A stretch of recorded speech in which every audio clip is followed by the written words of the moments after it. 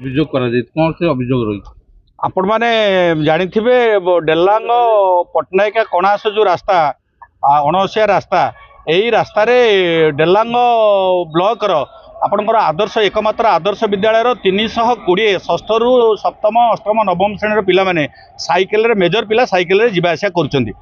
सहित से समय घरोई आ सरकारी स्कूल आ कॉलेज पिला माने से समय जीवा आसा कर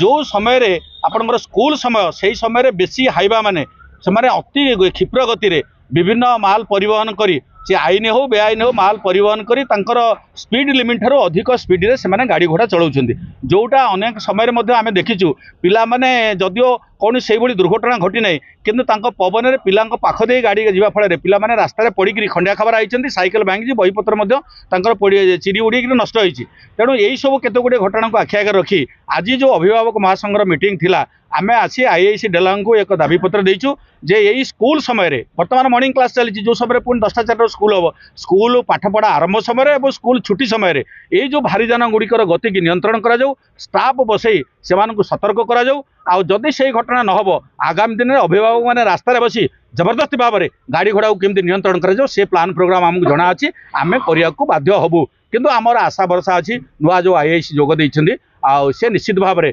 अभिभावक मानकर छात्र छात्री मानकर समस्या को समाधान करने एक सकारात्मक पदक्षेप ग्रहण करेंगे तेणु आपण माध्यम यही कथा आम हाइवा मालिक मान गाड़ी ड्राइवर मान